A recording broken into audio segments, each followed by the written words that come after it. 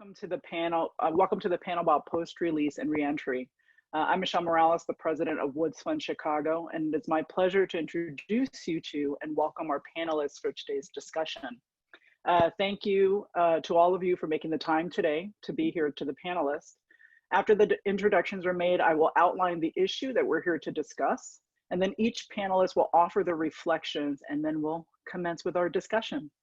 So just to kick off the introductions, let's please welcome Audra Wilson, Shriver Center's new CEO, or Shriver's Institute, because I think the name changed, new CEO, Brian Harrington, formerly incarcerated youth, Rob Jeffries, the director of the Illinois Department of Corrections, Quinn Rallins, director of the Justice, Equity, and Opportunity Initiative for the Lieutenant Governor, and Victor Dickson, president of the Safer Foundation.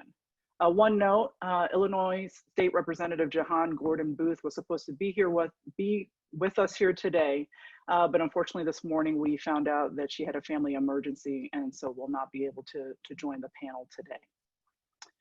And so just to offer a quick description about what we will be discussing today, since mid-May, the number of prisoners infected nationwide has more than doubled to 68,000.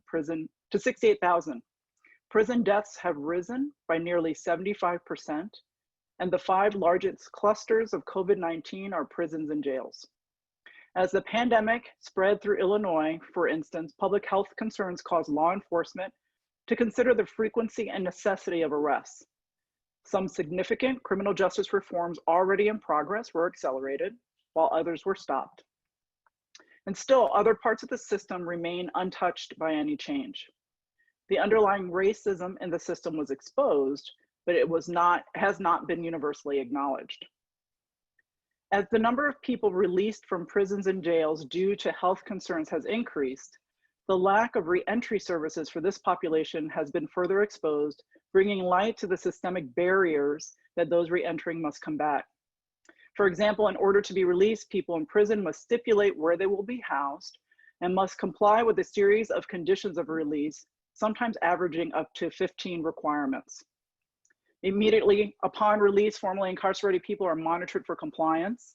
Securing basic needs like housing and employment can pose major difficulties due to the stigma of having a prison record and the hundreds of laws and regulations restricting access to these resources for people with criminal records. Some might say legal discrimination. This panel will consider the effects of the current reentry experience during the pandemic and discuss how we can successfully improve the system to address the needs and interests of all formerly incarcerated people. This event aims to create a space where those responsible for administering such systems, along with those working to reform them, can consider the path forward for our justice system from this moment. We can learn from recent events, assess how we have responded, and consider what might be done differently as a result. So panelists, each of you will have 5 minutes to share your reflections on these remarks. I will gently remind you when you have 1 minute left. I'll actually kind of cut in and interrupt because I know it's hard to watch the chat box. And we'll kind of go in the order of introductions. So let's start with Audra. Good afternoon. Again, my name is Audra Wilson. I'm the president and CEO of the Shriver Center on Poverty Law. We just went through a renaming, so that's us for right now, the Shriver Center on Poverty Law. So for over 50 years, the Shriver Center has fought for economic justice and now racial justice. We've secured hundreds of victories with and for people living in poverty in Illinois and across the country. So this is a very timely discussion and something that we have been, as an organization, been talking about perennially, quite frankly. We know that statistics have routinely shown that the vast majority of individuals who have been incarcerated will return home to their communities. And unfortunately, so many are returning to communities that have been woefully under-resourced, which certainly does not fare well for successful reintegration. And it's so counterintuitive to think that about the number of barriers that are put in place to enabling returning citizens to reestablish themselves and reintegrate into their own communities. Barriers to receiving gainful employment, affordable housing, just to be able to live as citizens. And so this is an integral part of the work that we do at the Shriver Center now. We have actually more recently taken this mantle of looking at uh, community justice and criminal justice reform, and specifically looking at reducing the number of people who are entering the system, advocating for less punitive systems, and for advocating for people to lead successful lives after system involvement. We're also looking to, as an organization, to advocate for less punitive systems and also for successful lives after system involvement. So that is what our motivation has been now through our community justice work. So for many, even before COVID-19, living with family has offered some of the most affordable, stable, and commonly used housing options, because one of obviously the biggest barriers for individuals who are returning is finding affordable housing. And in the midst of a pandemic, it is critical to make this a viable option for protecting the safety of individuals, families, and their communities. Now we know through the implementation of a statewide stay-at-home order and the continued insistence that we limit our public interactions has demonstrated that clear consensus that home is the safest place for people to protect themselves and their families. So fortunately, state leaders have recognized that prisons and jails present significant public health risks to individuals who are currently incarcerated. And so that is why it was very important that we were pushing to make sure that people who could be released early were released. But the question is, where do these men and women live upon their release? And that is more urgent now than ever. What sort of supportive services are they able to engage upon their release? And how do we remove those barriers and those impediments to successful reintegration into the communities? So these are among the many questions that we are working on as an organization, and like I said, working with our peers, many of whom are on the phone, and the things that have to be front and center now in our current discussions, especially as we're talking about solidifying our communities. Wow, you came in under 4 minutes. Anyway, I'm always, I'm trying to keep it brief. Thanks. I've got a lot to say, but I figured we've got plenty of time. So Brian, we're going to pass it to you. So 5 minutes, and then just a reminder, I'll kind of cut in and remind you when you got about 1 minute left, okay? And make sure you unmute yourself. Well, my name is Brian Harrington. I'm here on behalf of incarcerated youth. I do a lot of work in juvenile justice, bringing awareness to the state that the juvenile justice system is currently in, and also providing advocacy for criminal justice and all. I'm also here to share my personal experience and give personal testament to the lack of resources that I'm currently faced with as being a COVID release, if you will, who just came home in the midst of all of this. I think that it's important that we definitely turn on more resources for individuals that's coming home right now. Not only financially, because like y'all said, like we got to come home and we got to live with a family member 9 out of 10 of the time, but we still got to eat. You know what I'm saying? We still got to get a job, which is already hard for individuals to find a job at this moment. So I think it's important that we highlight that. Also, aspect that I hope that we get to build on is the mental health aspect of this whole thing, right? Because we're being released in a time where a lot of people are going through it mentally, because we're dealing with things that we never had to deal with as a society due to this COVID-19 situation. I think that mental health is something that's not being shown any interest in when it comes to individuals that's coming home. Like I was given a mandatory anger management stipulation, also a substance abuse stipulation, both of which, if had anybody did any research, I needed now one of them, because I was incarcerated since the age of 14. I didn't have a substance abuse problem when I came, during my incarceration, but yet I still had to go through. Anger management, didn't get to not one fight. So if they would have, I feel like if they would have made me do something that would have benefited me, you know what I'm saying, that would have been more helpful. So I think that we definitely should talk about that aspect of rehabilitation. That is a continuing thing. Not just because my sentence was completed doesn't mean that I'm corrected, because as we know, the institutions, they lack that right now. They lack the rehabilitation aspect of corrections. You know, the Department of Corrections doesn't do too much when it comes to rehabilitation. So I think that I'm here to touch on that. So Director Jeffries, you're up next. So hello all, and thank you, Illinois Justice Project, for having me part of this panel. I'm happy that IDOC is at the table to have this meaningful and purposeful conversation as it relates to reentry, and a number of other things I'm sure we're going to get into. And so reentry is something that is new for Illinois Department of Corrections. I've been here all of a year and 1 month and 24 days in counting.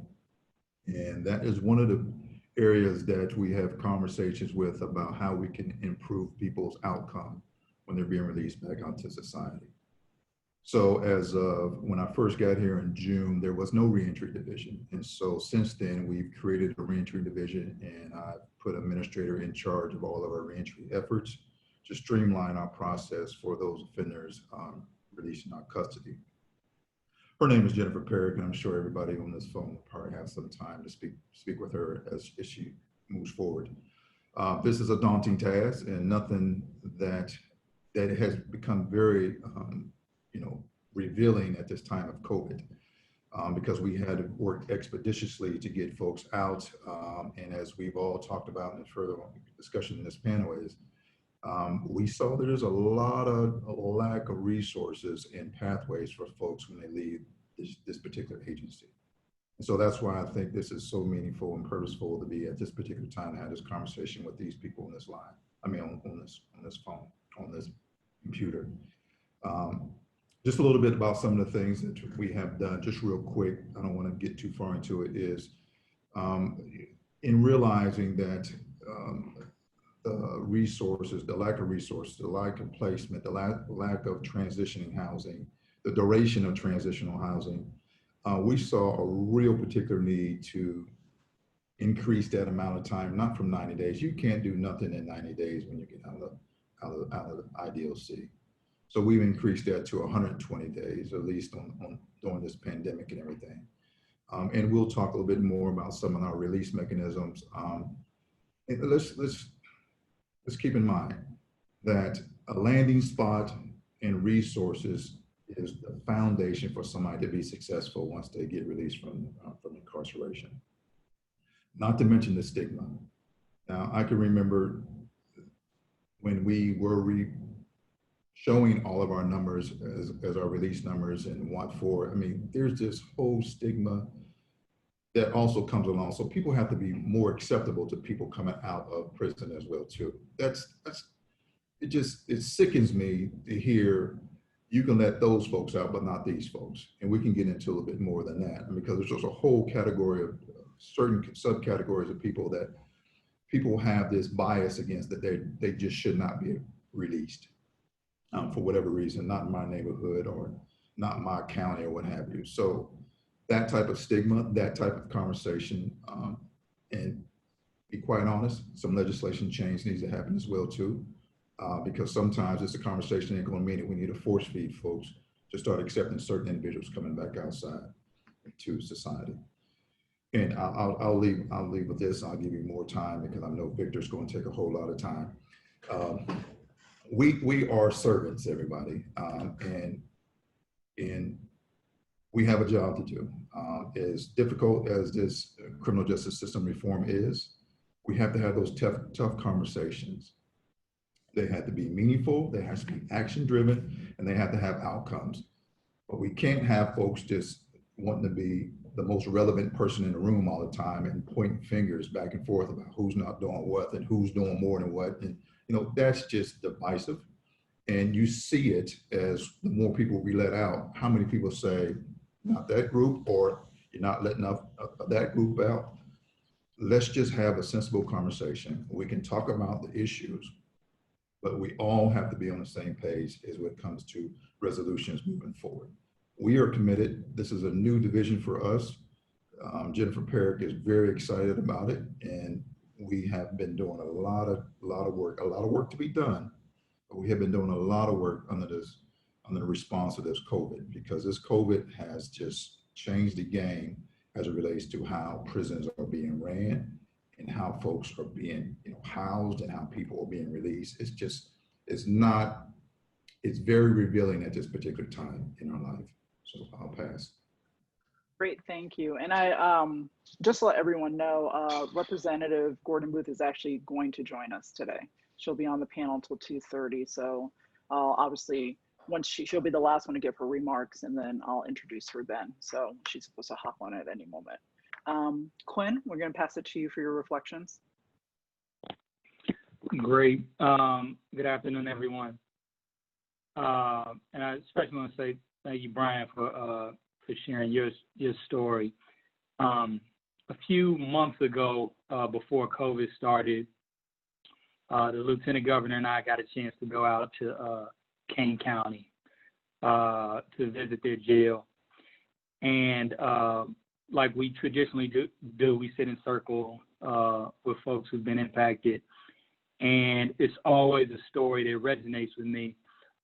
During this particular visit, there was a young man who had been there before, and it was clear that, based on his sentence, he was ultimately about to go to the Department of Corrections.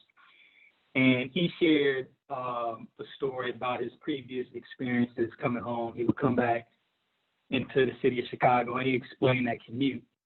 And he said, Quinn, one of the most painful feelings of my life is traveling back into the city and seeing that skyline.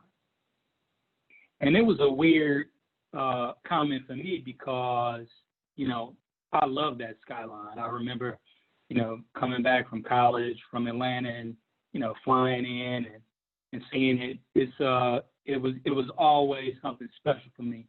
But he talked about consistently coming back into the city from reentry and having little to no opportunity. He would go to the same location. He mentioned the location in terms of a halfway house, and he mentioned the conditions there.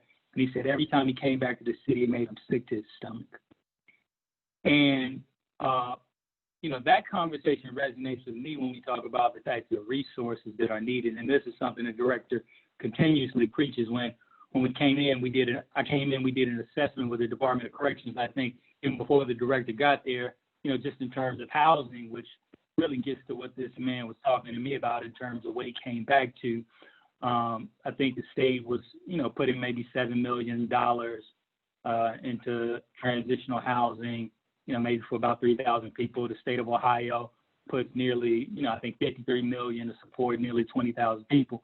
So it's been something that has been eating away at us, and I think that we've really started to dig into the crates over the last few months. So I just shared something that, has been happening behind the scenes. When our COVID funds came through, to some of our agencies, it could have gone to a range of different places, frankly. It could have gone towards, overtime for law enforcement, et cetera. And I think there was an article recently about, how the state has shifted some of its strategies to really dealing with some of the most vulnerable folks. And what we did was we decided, nearly about $30 million is going towards reentry. Some of it is going to flow through our Department of Corrections. Some of it is going to flow through our Department of Juvenile Justice. And, nearly $10 million is going directly to community-based organizations that may have a different theory of how they want to use those funds, but it's going towards housing mainly and transitional supportive services. And the reason I like that is because this is not done in the state. And you have to have a lot of good people who are committed to setting the table in an equitable way for that to happen. Because too often, traditionally, that money's earmarked very, very quickly for certain things that really don't get us out of the rut that we're in.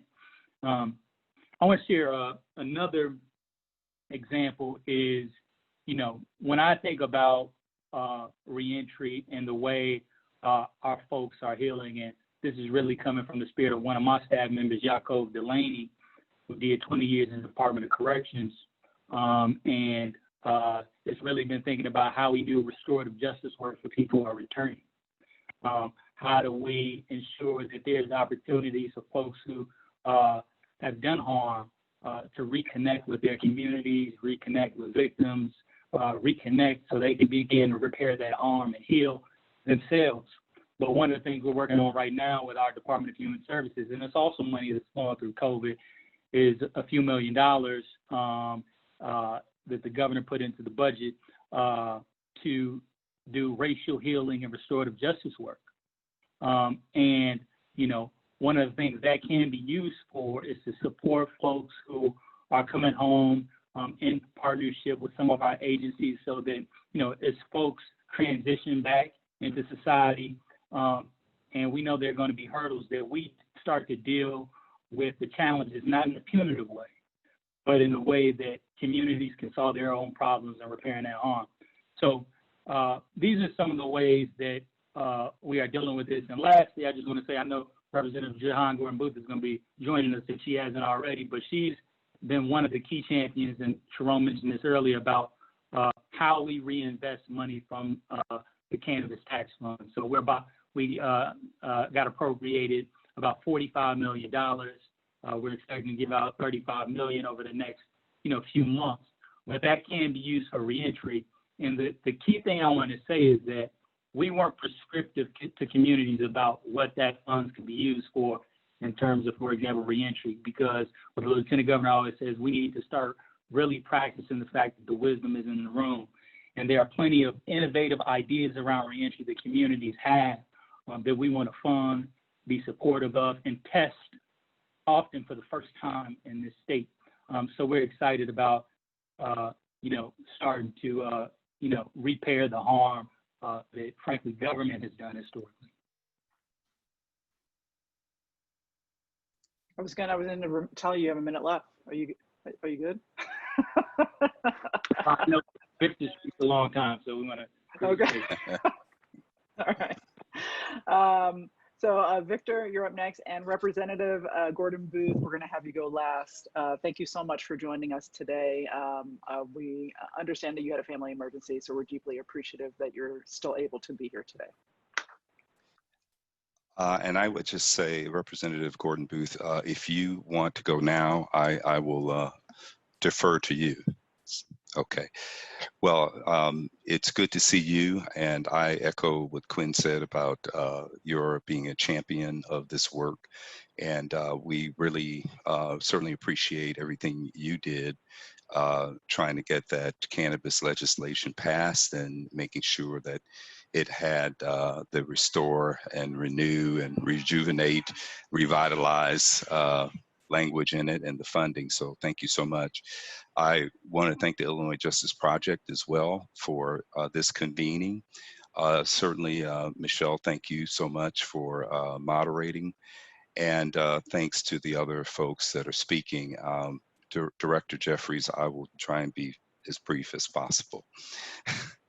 But we at Safer Foundation have been doing reentry work for almost 50 years now.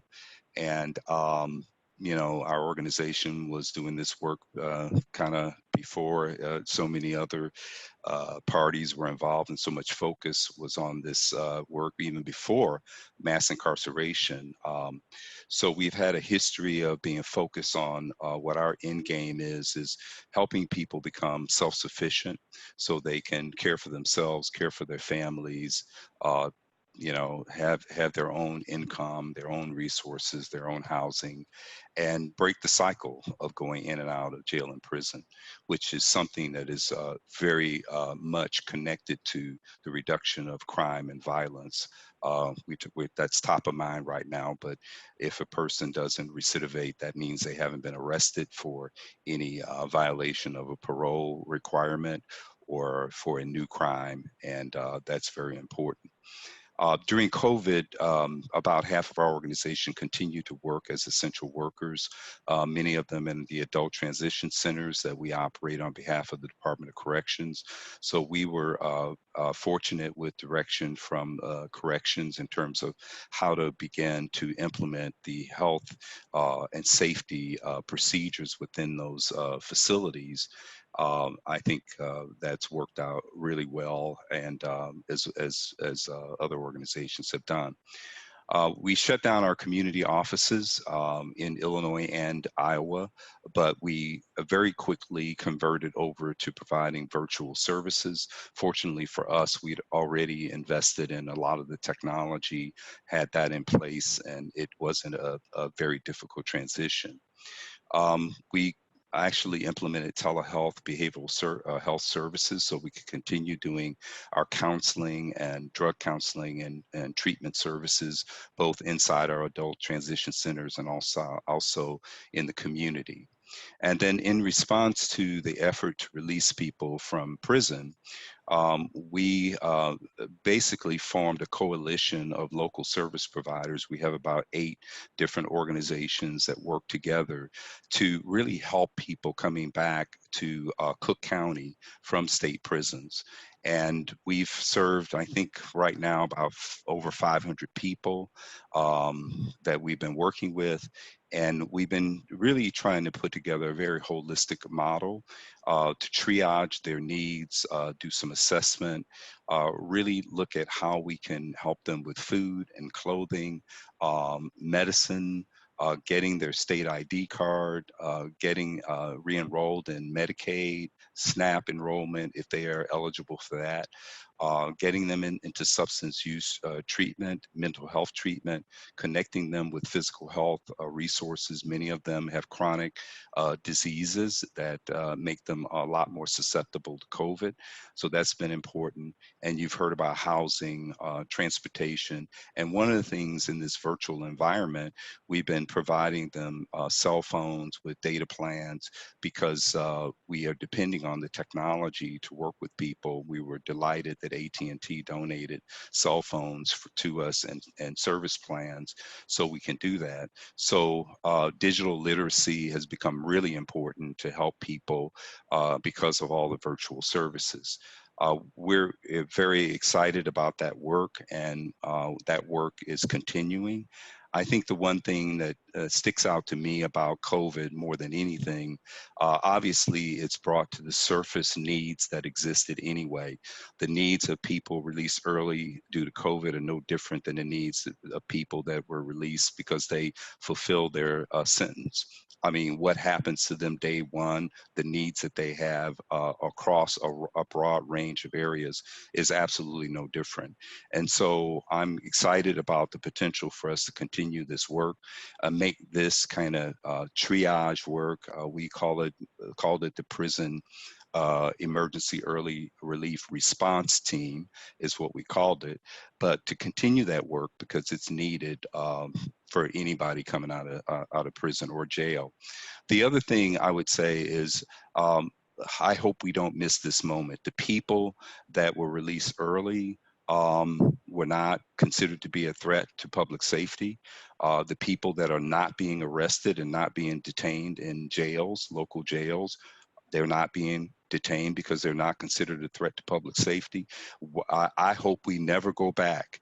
Those people that we've deemed being appropriate to be out in the community, we should never go back. They should not be incarcerated. They should not be arrested. They should never be detained.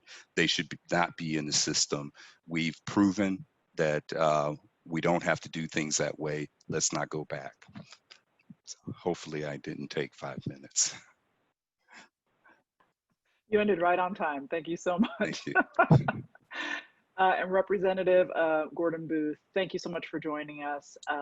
What I'm doing, everyone has about 5 minutes to share their reflections on the topic of the day, obviously reentry and systemic barriers, particularly in general, but how they were highlighted during COVID. And then at the 1 minute left mark, I will gently interrupt. Okay, thank you. Thank you everybody for being in this space this afternoon. I want to thank the Illinois Justice Project for creating this convening to have much needed conversation at this moment in time, and to all the leadership on the call. I look to many of you regularly in this work, and so I appreciate all of the support that you have been able to not only provide myself, but also members of the Illinois Legislative Black Caucus to help facilitate the work that we do in this space. What I would say that when I think about COVID and where COVID has led us to, it really piggybacks on a lot of what I heard Quinn and Victor already illustrate, and that is the fact that this space has shown us that there's a different way to do things. And we have been doing things in the way that we've done them, and all of us, this isn't new conversation for us. CGLA has always been at the front of the line in terms of fighting for these issues. Safer Foundation, front of the line. The Lieutenant Governor's office has never been the Lieutenant Governor's office that we have now, and thank God for them and their leadership of Juliana and of Quinn, and just being unabashedly Black and proud and willing to defend and fight for justice. I've been in this work as an actual legislator for 11 years, and it's never quite felt like it feels now. It's not that the voices are shifting. It's just that now the ears that are listening are a little bit bigger. And what COVID has done, COVID has forced people that are part of the system, that protect the system, it has forced them to look at the system differently. And we've been able to make some shifts as it relates to policy changes in terms of, as Victor has already illustrated, but we've also been able to shift how money is spent. And because of COVID and the subsequent unrest following the murder of George Floyd and Breonna Taylor, it really has given all of us in this space a lot more room than we have had before. And I think that one of the things that we have to continue to do is build on the things that we've been able to do in the last 2 to 3 months, and as it relates to demanding that the process show up for people in a humane way. And I think that for a very long time, even those that were on the side of justice per se, they may have viewed themselves as allies in this fight and in this work, but certainly weren't willing to put themselves out there or to take a risk. That has shifted in this. COVID has created an environment where folks had to pick a side, right?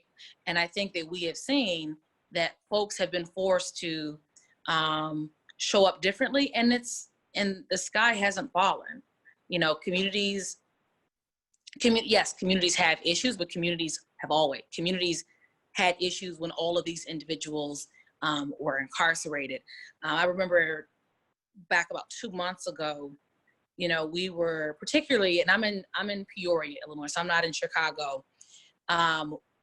We were having conversations about, you know, getting people released, and it was amazing when I'm picking up the phone and calling around, trying to figure out housing for folks, not just in the city, but also in downstate, figuring out where folks could be placed. And as I'm going about this work and making phone calls to different folks, in my mind, I thought to myself, why hasn't this always been happening? Why is this only happening as a result of COVID? As a result of COVID, folks are not only being released, but we are looking at how where they go, right? So these are the kind of questions that were then being put on the table. So things that were being said, if we release people, well, where are people gonna go? Where did they go before? These are the kinds of things that the system wasn't asking. This is not to you, Rob, because I know you're in this space with us. But historically, folks never cared where people went. Folks were asking questions like, well, we're just gonna send people home and unemployment is high and nobody is working. Well, in our communities, unemployment has always been in double digits. But now we're concerned about where people are going to work, how they're going to be able to access services. And so trust me, I'm going to remind folks that these are the kinds of conversations that we were having amidst COVID, and these are going to be the kinds of conversations that we're going to continue to have. This space, this galvanizing of the minds, this is such a powerful place for us to be able to operate from, because we all have the areas in which we have really leaned in over the years and have a level of expertise, and we all have the ability to continue to work together, which is why I'm so grateful that the Illinois Justice Project has brought us all together to be able to hopefully remain connected throughout this process, because we are coming upon a veto session this fall. We're coming upon a lame duck session in January. And I would say the biggest thing that I see coming out of COVID and the unrest is the ability in this space to do profound transformational work in our communities that the folks on this call, we've always known was necessary. But I see, to Victor's point, is we have a window. We have a very small window. This is a moment that we can actualize change. I think about this all the time, and it makes me emotional. But there are things that we have the ability to do now that folks that have served in my capacity for decades never had a window to do before. Never. It just was not possible because of the way that the system operated. And when I say the system, I'm talking about all of the players in the system, from the top to the bottom. We're now having conversations with colleagues who consistently vote against the most low-level criminal justice reform bills that are now feeling compelled to want to do something. And so we want them to stay in that place, and we want to give them something. And so I look forward to being able to work with all of you and in helping us to craft this agenda that we're going to be pushing forward on. When we think about how we ended up in this place of seeing, none of this was news to us, but what COVID was able to reveal for many folks who had just been going along their merry way and, thought that all of us that have these conversations, that we're always, barking at the moon, so to speak. All of a sudden, because of COVID, people were trapped in their homes. They were forced to hear CNN or MSNBC night after night talk about the disproportionate nature by which COVID was attacking our community. And it was doing that not because we were made more inferior to anyone else, but it is because folks in our community, we are the essential workers. We are the folks that are consistently out there. When many of us on this call had the ability 30 to have seconds, the privilege Representative. to work from home, many of our folks in our community did not. And then you layer that with what happened after May 29th, after the murder of George Floyd, and folks being stuck in their homes and having to watch that. It has created a very real moment for us to actualize massive change, to be able to really try to deal with much of the systemic racism that is built into government. And I look forward to embarking on that work with not only my colleagues, but with you as well. Thank you all so much for your reflections on today's topic at hand. Just to frame and just to remind the public that is watching that 24,000 individuals re-enter the prison system every single year. So wanted to put a number to whenever we talk about re-entry, we talk about people coming back into prison. It's about 24,000 a year. And so to everyone on the panel, and we're trying to craft this as a conversation. So sometimes I will ask people certain questions, but please also jump in if you have thoughts or remarks. But this one's for everybody. The rapid decarceration, and I apologize for the barking dog in the background, of people from prisons and jails underscore the absence, right? All of you have mentioned this, the absence of a re-entry infrastructure, right? Not piecemealed programs or anything like that, but an actual infrastructure, right? It's manifested in the inability to find stable housing and meet other re-entry requirements, which prevent many from release. So how can we make sure that, how can we ensure that a lack of stable housing does not extend time in prison for individuals, nor prevent families from housing those who return due to their own financial insecurity and housing instability? So, something that was mentioned earlier, I think it was Director Jeffries, that knowing that landing somewhere helps with successful reentry. How though can we ensure that when we know there's a combination, that there's poverty, right? And people may not have financial security and may not have financial stability. Does that prevent people from releasing? And then what are the conversations being had around preventing that from happening? Who would like to tackle that first? I can assign someone to it. Audra, you want to take a stab at whatever Shriver has been working on in that? Or Victor, was that you? Well, I would just say that I think you've pointed out that housing is a big issue for people. Obviously, everybody that was released during COVID had to have housing already in place in order to be released, because I believe, Director, that's one of the requirements of being released is to have housing. So the issue that we tried to deal with was the fact that people come home, you know, the majority of people that are incarcerated were living below the poverty level before they were incarcerated. And their family income drops 22% while they're incarcerated. They'll earn 40% less for the rest of their life because they have a record. So they're coming home, but they may be coming to a family that's already struggling. So it was important for us to jump in and say, how can we get them some cash? How can we give them food? How can we give them clothing? How can we help them so they're not a burden to the family that they are going into? Because then maybe they can be a bit more stable in that housing, because housing falls apart pretty quickly after someone is there for a while. They have no income, they have no job, etc. So that was very important. I think the other important thing is expanding the amount of housing. As the director mentioned, they've increased the amount of time people can be in transitional housing. That's very important.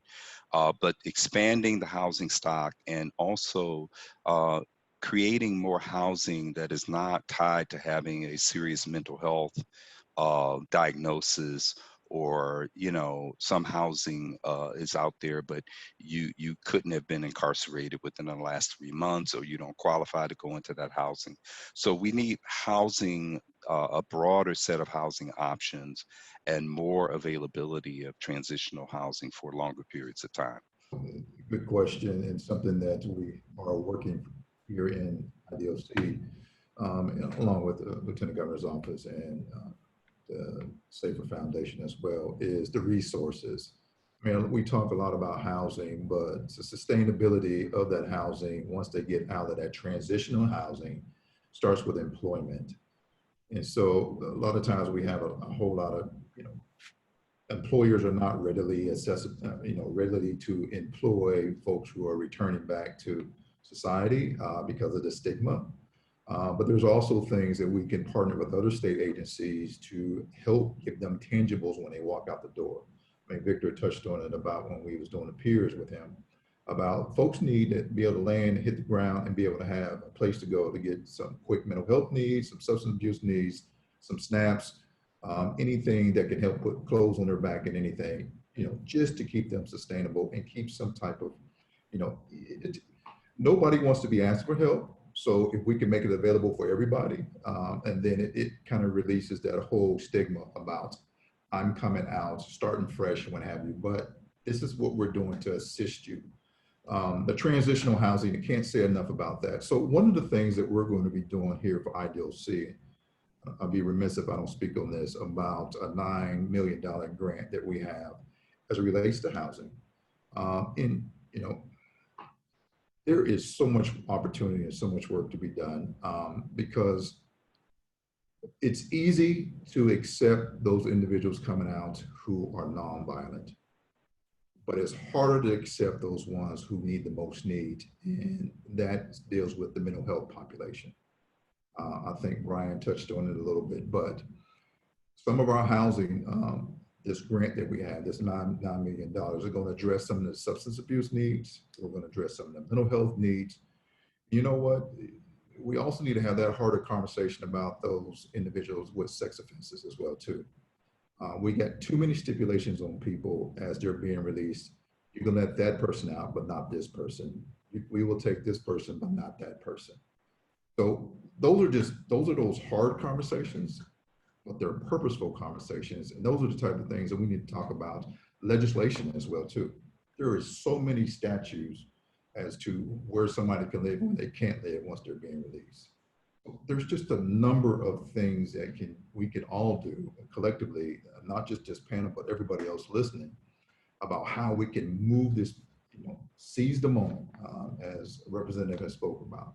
Seize this moment right now, because no better time than everybody's so laser focused on the needs at hand. And this is the opportunity to be able to get some things done. I promise you, we're going to work.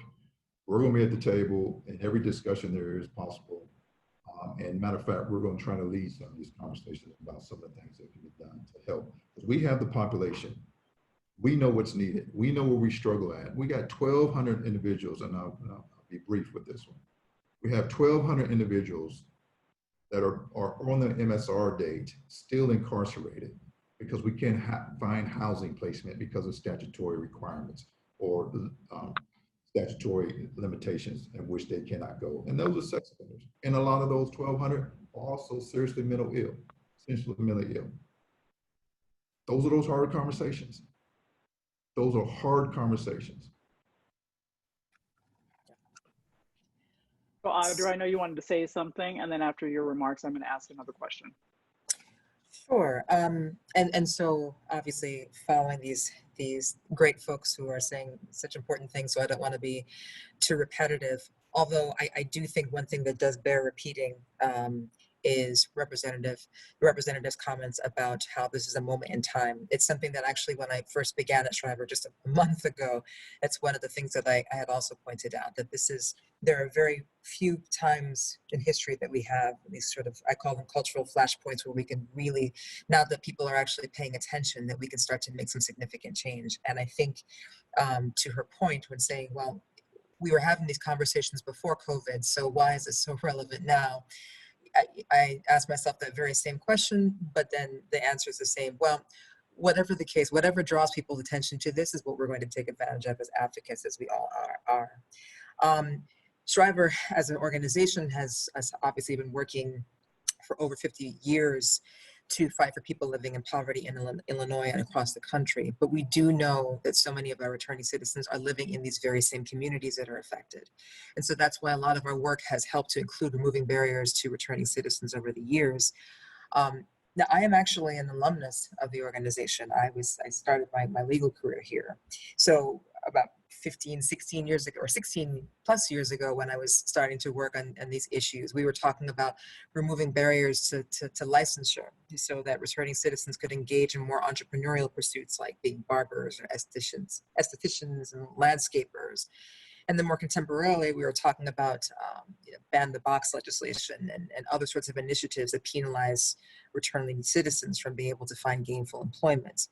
And Victor actually has already referenced the fact that people who were previously incarcerated can expect their future earnings to be reduced by about 40%. We're dealing with individuals with lack of continuity from healthcare services that they received while incarcerated to once they are out now, and making sure that there's a proper coordination of that. And we even know that education is directly associated with reducing recidivism. Some statistics have shown up to between 16 and 20% reduction in recidivism when there are educational opportunities that are afforded to returning citizens. But one place, obviously, the lowest hanging fruit is housing. Housing has been a core of the work that we've done at Shriver. It's a core of the discussion that we're having today. One thing that I would say on the housing front is that we need to disentangle housing from the criminal legal system altogether. So there are certain places where we can do this, for example, with tenant screening. So oftentimes landlords who are using a person's record to screen them from housing, and the fact that we need to push back against why that information is even relevant in the first place.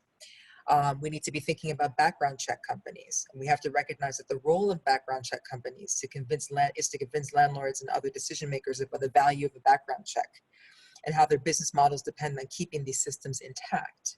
So when background check companies stood up and actually actively lobbied against the Just Housing Amendment to the Cook County Human Rights Ordinance, they pointed to their bottom line, even after hearing that the personal testimony of the human cost of homelessness after incarceration. So these are some areas that we may not necessarily think of instinctively, but these are areas where people or systems once again are working against those who are trying to reintegrate successfully. And then another place we have to think about is Audra, just real quickly, because I know Quinn wanted to offer some remarks, and I wanted to let the representative jump in pretty soon because she has to leave in about a couple. Okay, no, last thing, crime-free and nuisance ordinances. So in Illinois, we see the problem of a crime-free and nuisance ordinances that often force landlords to evict tenants who have been arrested for crimes. And we've challenged municipalities who've used these ordinances to target Black communities to maintain racial segregation. And so these are ordinances essentially weaponize evictions and increase police presence and harm and destabilize Black household and communities. So basically disentangling even the notion of housing from the criminal legal system is something that we are advocating for. Thank you, Quinn. Yeah, I'll just jump in. I just want to add a piece about the housing. So we just worked with Illinois Housing Development Authority and Department of Corrections to get out about $4 million for transitional housing, a pilot to rethink about some transitional housing strategies. And initially we were like, how do we bolster this to ensure that folks have what they need? So we're like, how do we have funding to make sure they have utilities paid and furniture? And we were doing this with private housing providers. They said that's fine, but what we really need to know is whether or not there's a commitment to having wraparound services and supportive services. And there was some myths about what DOC historically had been providing, right? They assumed that that was a part of the package, if you will. And, we had to have some intimate conversations, bringing in the Department of Human Services and the Department of Corrections. And ultimately, the bill wasn't written in a way where that was required. And we found ourselves in limbo. Now, I bring this up because Brian made a point. He said there are all these different types of things that are required, but there's been limited services around healthcare. Now, this has been a problem that continues to linger. There are statutes on the books right now. There's a requirement for people to be enrolled in Medicaid coming out of the Department of Corrections that was passed, I think last year. There was a statute requiring folks to be enrolled in the Department of Juvenile Justice a few years ago. And these things continue to sit on the books. So when we talk about this moment, there's an opportunity to move forward with new legislation, but it's also an opportunity to ensure we get legislation that's been passed right. We recently, and I just want to say why this is important, we recently got a system set up within our Department of Juvenile Justice to ensure that every youth who comes out of there is enrolled in Medicaid. And 95% of them have a diagnosable mental health condition, by the way, right? That 95%. And out of all of them that were released within a certain month, within a month, 95% of them had health care in hand. That has not happened historically. So when we talk about the types of supports that the Department of Corrections needs, et cetera, we all need to work with Director Jeffries to ensure that this is happening for the 25,000 people who are leaving the Department of Corrections. Because if they do not leave there with health care in hand, and it happens in other states, then we're going to have significant problems around recidivism and positive outcomes. Representative Gordon Booth, I know that you have to hop off pretty soon, but I wanted you to give some thoughts around creating this infrastructure. And one of the things that Quinn had mentioned was a pilot program. And I know that many activists and advocates have talked often about how there's a lot of pilot programs, but there never seems to be an infrastructure. And just wanted to get your thoughts on that. Yeah, well, something that we all know that was again highlighted with COVID was the lack of reentry infrastructure that exists statewide. Typically, when we have issues that we are critically concerned about from the perspective of a legislature, we create centralized processes for those things to ensure that the things that are done in those spaces are done with fidelity and done with a high degree of accountability. That doesn't exist in reentry, and it was further highlighted not just to those of us that engage in this space, but also to individuals who may view themselves as allies of the space, or people who don't care at all. Many of them had to become hyper aware of these issues because of COVID. So, when thinking about what are the things that are needed, number one, you have to have resources, right? And so as we're looking to move into the next budgetary cycle, obviously we have a world of challenges ahead of us if we don't get a major bailout from the federal government. But what we do know, thinking long term, one way or the other, we know that these issues do not go away because there's a vaccine to COVID. It just simply does not. But really taking this moment to really begin to lean into these issues around the necessity of having a built-in reentry infrastructure that is statewide, that has the ability to facilitate this work around the state.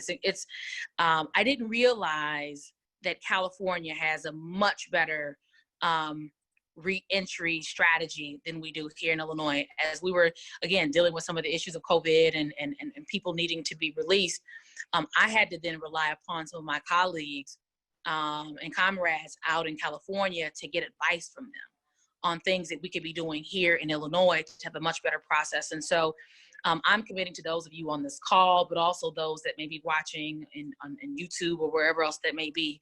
I am committing my time, my energy, and any capital that I may have to spending my time working on this as an issue, because it was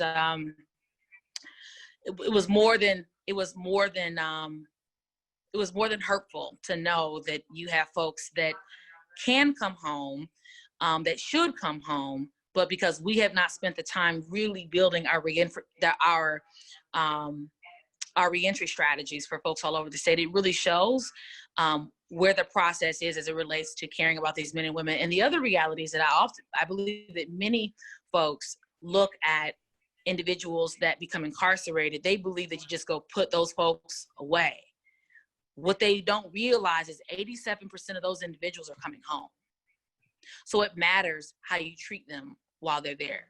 That matters. What resources they are being given while they're there. That matters. So all that is pre-reentry. And then when it's time for them to reenter into society, it matters what happens to them upon release. And so I'm looking forward to continuing in this work with new eyes wide open from a lot of the folks that serve in the General Assembly. I would also say that there is a need for us to begin to really be speaking truth to power about the need to drastically change and shift the way that we are spending resources as it relates to the state. You know, we talked a little bit before about R3, and I don't want to put two, because this is not an R3 piece, but I want to give a real quick shout out to Safer and Victor at Safer, Victor and Safer, because they are the ones who actually named R3, Restore, Reinvest, Renew, as we were negotiating cannabis and how we were going to use some of these proceeds to invest back into our communities. There was one name, I think it was ROC. I think it was the ROC program, and we didn't want that. And so in consultation and conversation with Safer, they were the ones that coined R3, Restore, Reinvest. And also I wanted to put that out there for folks that didn't know. But using that context, and looking at the way that we, engage in new industries and how we demand that resources be sent specifically to specific areas, I think that is also something else that we can continue to look at over time, is, doing what we need to do within the budget, but then also every time we are looking at a new industry, we should be looking at the equity spend on how those tax dollars are then being reinvested back into our communities to care for the very things that we care about most. And this certainly, this issue certainly is at the top of the list for me and many others. Great, thank you so much. A quick question, because this is something that Victor had raised in terms of expanding the housing stock. So Director Jeffries and Quinn, I'm going to throw this at you as representatives of the state, if you will. One thing that came out that advocates were very critical of was the amount of property that CHA had that was vacant and that was not being used to assist, right, in this release process during the pandemic. We all know CHA has many policies that bar those with felonies or electronic monitoring to be on their property. So just wondering, has there been any thoughts of the state applying any pressure on CHA for use of those vacant properties so that more folks can be released? I think one thing we all know is that the mainstream media has not even been covering this issue anymore, right? And we're slowly moving to a society that is starting to believe that the pandemic is over when we're still only in the first wave. So wanted to get your thoughts on that. Either one of you can. I'm going to defer to Quinn, he deferred to you. So not on that specifically. I think that some of the conversations are around public housing, the role of public housing authorities generally. Obviously, right now there's been some innovative things happening in Cook County and the city. Safer Foundation was central to that in terms of thinking about, I think it's the Just Housing Ordinance, in terms of just thinking about how we develop reasonable frameworks around look back period. You know, distinguishing whether or not folks are looking at convictions or arrests. These are things that are not tightened up throughout the state. And one of the conversations we've been having is what does it look like to increasingly enter into deep discussions with our public housing authorities statewide. But the other thing I think, and I want to commend our Illinois Housing Development Authority, is obviously they have a significant role in terms of thinking about our relationship with housing authorities statewide. One of the things that we've been having conversations about is how we use increasing innovative opportunities to support people who have criminal records and people who are coming home. So what does that mean? It means how do we look at the low-income housing tax credits and how those funds are used? What does the community look like? Is there a requirement to have a certain amount of housing units for folks who have criminal records and have, you know, or even returning from the Department of Corrections? So those are the types of discussions that we've been having, but nothing specific around the AD units.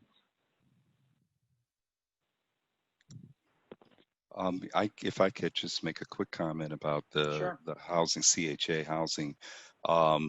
There was a great push by a lot of different organizations, a coalition, to get a pilot going in CHA for people with records to move into housing with their families. And I think that pilot, from what we can tell, has gone very well.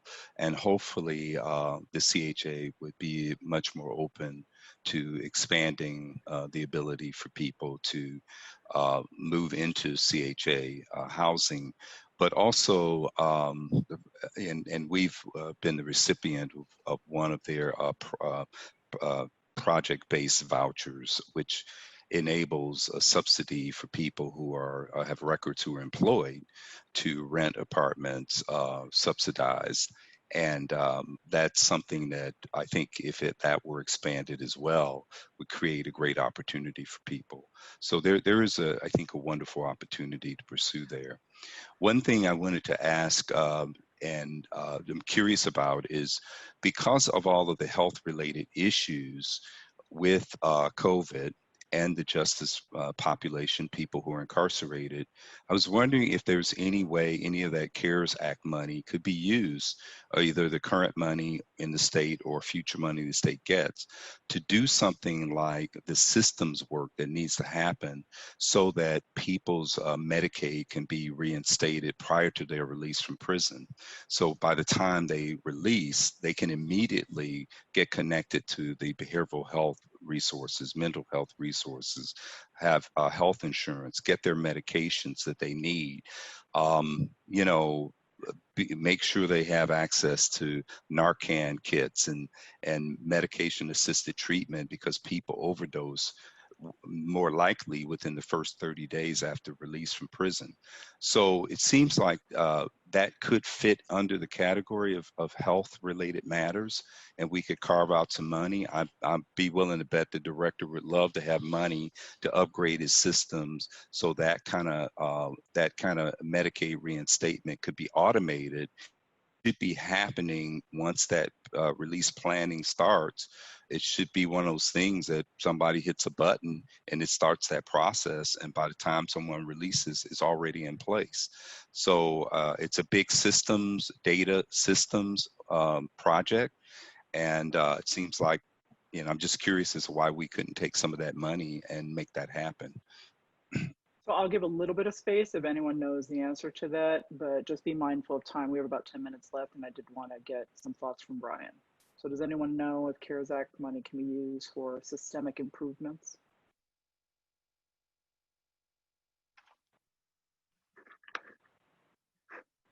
Okay, I'm gonna take that as a probably we don't know yet. So it could be something, to Victor's point, worth looking into. So Brian, I actually want to get some of your thoughts in here. You know, one thing that's been mentioned throughout everyone's remarks and answers is how resources should be mapped out, right? Resources being mapped out before an individual is released, so they align with what they need. And something that Victor brought up is also the needs of the families as well, right? So wherever the person is returning to. I just want to get your thoughts on your experience with that. Did that happen to you? Were you referred to an organization to help you with your needs? And how did that kind of go for you? Yeah, well, first, I think that is very, very important that there is things already in place for individuals' families, because the simple fact is, you know, everybody know the saying goes, in prison they given 3 hots in a cot, right? When you come home, you're given to a family, for those that's lucky enough to come home to a family, but you're given to a family that's already struggling to make it. But then you're throwing another grown man onto their bills, into their space. There isn't a bed for him to sleep on, so he's sleeping on the couch. You know what I'm saying?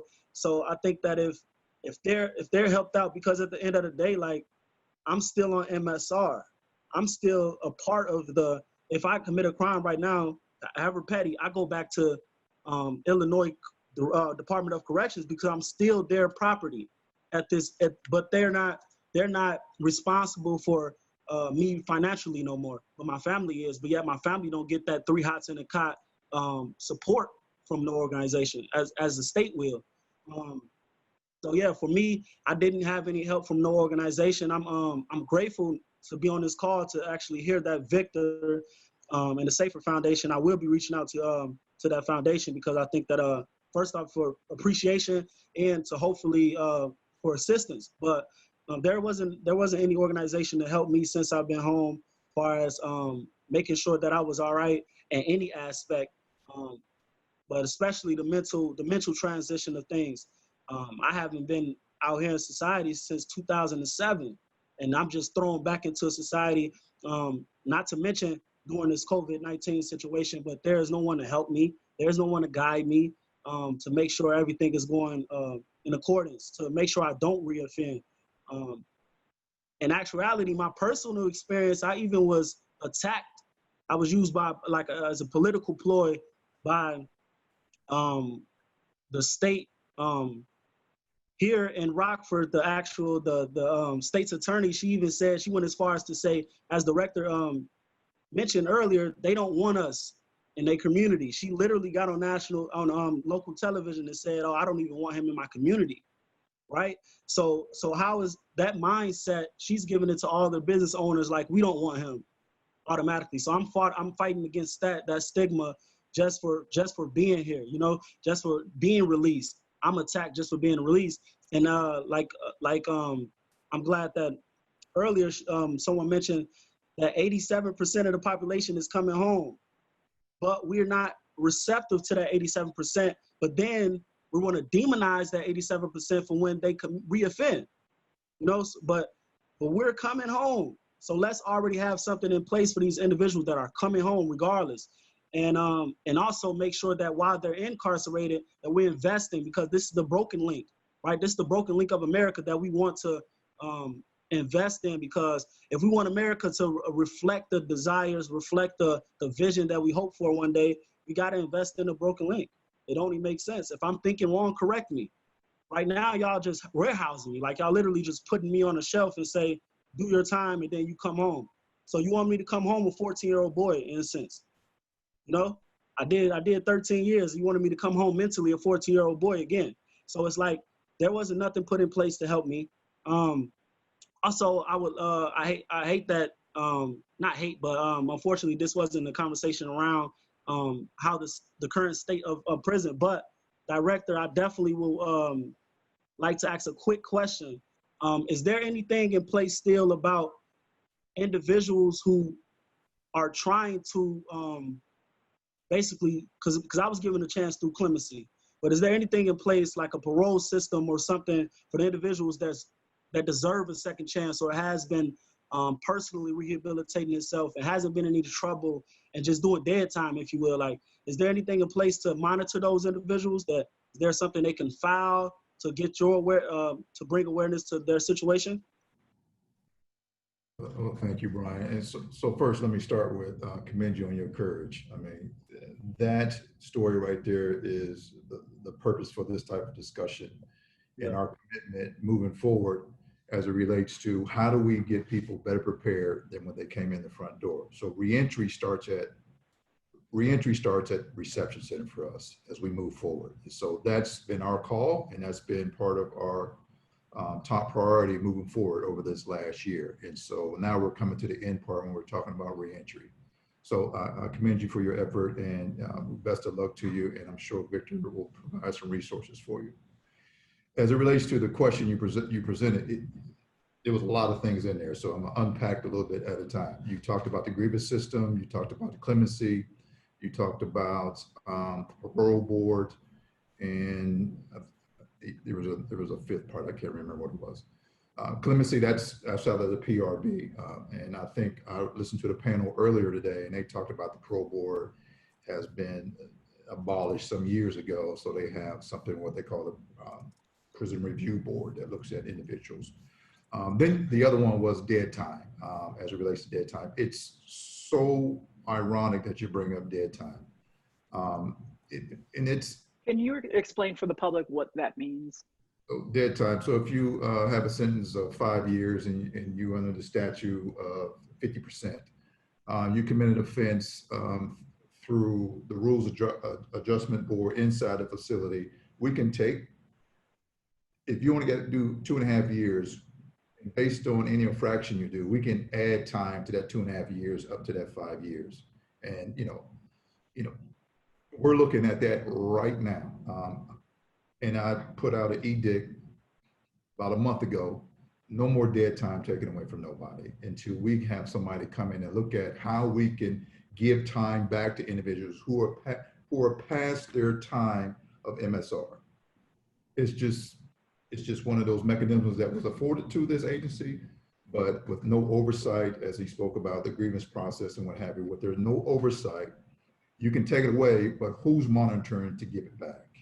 And so it's just so ironic that you brought this up, because my chief of staff, as we just talked about this last week, and we have been talking about trying to give some parity across the board. But at this point, moving forward, no one's taking no more time away from anybody until we can get a handle on how that is being done across the board, who's holding accountable and who's monitoring it. I mean, that's just, I mean, especially in this time right now. I mean, I don't want people serving past their time when they can be out when we're trying to deal with social distancing and the pandemic inside of a prison facility. I mean, just, we're shooting ourselves in the foot. So thank you for bringing that up, but those are the type of things that we're looking at. As far as the grievance process, and I'll be real brief with that, we have to create a grievance process to where your concerns, you trust the outcome of that grievance process. Right now, people do not trust it. That's why we have over 3,000 lawsuits, because they don't trust us to handle individuals' grievances, so they go to the outside courts. As you all know on this call, and everybody who's a participant, we have a lot of lawsuits against us. So we have a lot of opportunity to improve the way we function, how we operate, and how our transparency becomes as it relates to our population, and what's best for you and individuals like you coming behind you when they leave here. So those are a couple of things I can answer real quickly. I hope I answer everything, but the PRB, the parole board is not in existence anymore. The PRB has oversight on a number of other type of releases as it relates to clemency and what have you, and refers to the governor. So we're gonna call it there. It's 2:45. So I know that that's the end of our time together today. I know that Esther and Garion are gonna be coming on in a minute to close us out, but just wanted to thank all of the panelists for your time today, for being here today, for sharing your reflections and thoughts and the things you are working on to improve our post-release and reentry system, and to hopefully, as we have been talking about, put an actual infrastructure in place that can support not only those individuals that are reentering into their communities, but their families as well, so that we can see a more successful reentry process in the near future and build upon this historic moment that we're in. So I'll pass it over to Esther and Garion to close us out. Good afternoon. So first, we want to thank all of our panelists throughout the day, our moderators / responders. This has been a remarkable event, a remarkable set of conversations. And as we think about our next steps forward and we think about how powerful today was, we want to highlight a few things, right? We've heard conversations around accountability, police accountability. We heard a personal testimony from our Attorney General about the first time a policeman pointed a gun at him. We've heard about the need for more accountability for judges on the bench from the top judge in our state, the Chief Justice of the Illinois Supreme Court. We've heard from leadership all across the board about the need for reforms in bond, reforms in relations, reforms in race relations, and a call to action in combining partnerships and power amongst people here, the people who are listening, the people who are at the table, and the decision makers across the state. We should accept these challenges. We should highlight the work that has been done and continue to move the ball forward. We have to continue to push the envelope. We have to continue to push things forward. We have to think about how we take the things that we have learned that have been positive in this time and implement those and keep those going. All right, so as we think about next steps and highlights, I'll turn it over to our co-convener, Esther Franco-Payne. So we'll give it up to Esther now. Thank you so much, Garion. And I just want to send huge bravos across the airwaves to all of our panelists and our moderators. So we say, what are the next steps from all of this interesting and amazing discussion that we've had here today? So ILJP, Illinois Justice Project, and Cabrini Green Legal Aid, along with our co-conveners, will be working together to create a manifesto. So what's a manifesto, you might ask? A manifesto is a public declaration of policy aims and or published intentions, motives, or views, be it by an individual, group, political party, or government, to promote new ideas with prescriptive notions for carrying out changes the author believes should be made. So that's our key intention, to put out information that will communicate changes that we believe should be made. So this manifesto will serve as a statement of the issues that were discussed today as a result of the 3 panels, as well as the solutions recommended for sustainable reform. It will be made publicly available. And we believe that this will be the foundation for action to ensure that there's true equity and justice for Black and Brown communities and those negatively impacted by the criminal justice system.